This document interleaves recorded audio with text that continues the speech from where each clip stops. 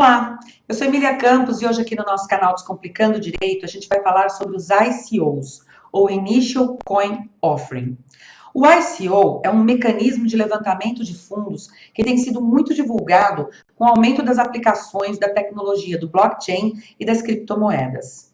O nome remete ao IPO, que é o lançamento inicial de ações, mas não é o melhor nome, porque nem sempre o ICO é um levantamento inicial de ações. Ele pode ter outras funções também. Agora, nesse ano de 2017, até esse mês, os investimentos em ICOs superaram os investimentos em Venture Capital, ou seja, é um mecanismo que está sendo muito utilizado. E como ele funciona? Basicamente, o investidor vai adquirir uma nova criptomoeda ou um token digital. E ele vai adquirir isso com outra criptomoeda, que em geral é Bitcoin ou Ether, que é a moeda da plataforma Ethereum. O Ethereum, ele também é um bom exemplo de uma plataforma que foi criada através de um ICO bem-sucedido, apesar de não ter sido o primeiro ICO que foi realizado. E como que funciona um ICO? Bom, ele funciona com a disponibilização ao público de um white paper. O white paper, ele traz todas as informações sobre o ICO, como ele vai acontecer, qual é o objetivo, qual é o projeto, qual o cronograma, quem é a equipe que está cuidando desse ICO, qual a experiência que essa equipe tem, e isso é muito importante de ser analisado, porque basicamente no início, o que um ICO tem de valioso é a equipe que vai cuidar daquele projeto. Quanto maior a divulgação de um ICO, maior vai ser a procura pelos seus tokens ou pelas suas criptomoedas, e quanto maior a procura, maior o valor que esse token vai ter, e mais bem sucedido vai ser o ICO. Quais são os tipos de token e ICOs que existem? Basicamente, o que vai diferenciar o tipo de ICO é o tipo de token que ele vai disponibilizar. E são 3 tipos de tokens que existem. O primeiro é o chamado User Token, ou token de serviço. O que significa? Esse token é uma moeda ou um token digital que o investidor compra e que vai dar a ele direito de usar determinados serviços dentro daquela plataforma. Ou seja, vamos supor que é uma plataforma de tradução de documentos. Então, o investidor vai comprar um determinado número de tokens dentro do ICO e quando a plataforma estiver em funcionamento, ele vai poder usar esses tokens para adquirir o serviço de tradução dentro da plataforma. Existe um segundo tipo de token, que é o Equity Token. E aí, nesse caso, o Equity Token realmente parece mais com o IPO. Por quê?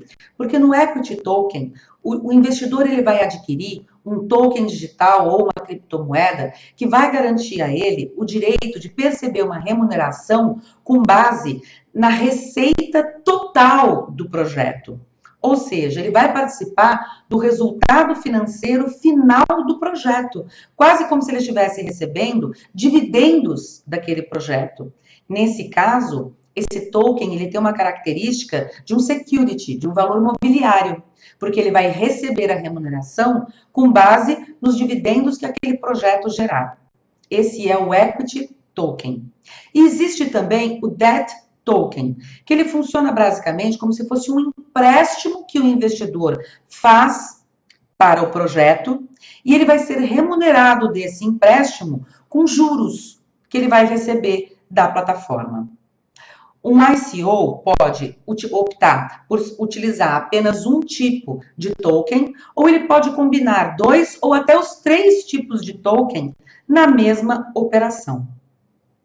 Como funciona a regulamentação dos ICOs?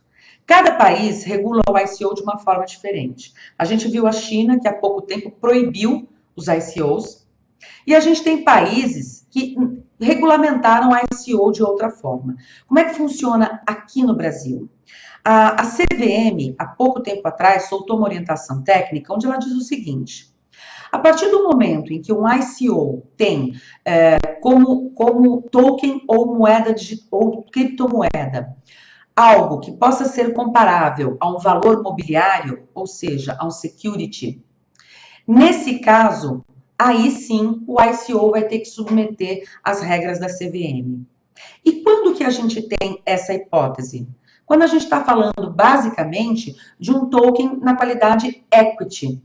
O equity token, ele tem essa característica por natureza. Então, basicamente, ele funciona como um security ou um valor mobiliário. Se a gente estiver falando de um ICO que vai combinar um ou mais tipos de token e dentre eles tiver o equity token, muito provavelmente esse ICO ele vai ter que se submeter às regras da CVM. Porque a CVM entende que toda vez que houver uma oferta pública de algo que possa ser comparado a um valor mobiliário, essa oferta pública precisa seguir as regras da CVM. Então, basicamente, a nossa regulamentação para ICOs está funcionando assim. E como é que você vai escolher se o seu ICO vai optar por um equity token, um debt token ou um utility token? Não é para fugir ou não da regulamentação, é pelo formato do seu projeto. Existem projetos que comportam muito bem um token de serviço. E tem projetos em que, intrinsecamente, é da natureza dele ter um equity token. Então, isso vai depender da formatação do projeto. E depois de formatado o projeto, é que você vai ver se, pela formatação, ele está ou não sobre a regra da orientação da CVM. É muito difícil criar um ICO já pensando em que o objeto é fugir da regulamentação. Esse não é o ideal. O ideal é você montar o projeto e aí você vai ver em qual regulamentação que ele se encaixa.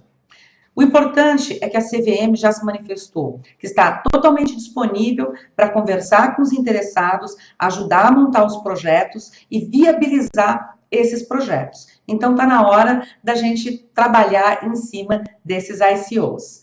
Bom, se você quiser mais informações a respeito desse assunto, acompanhe o nosso canal aqui e fique ligado. Obrigada e até a próxima.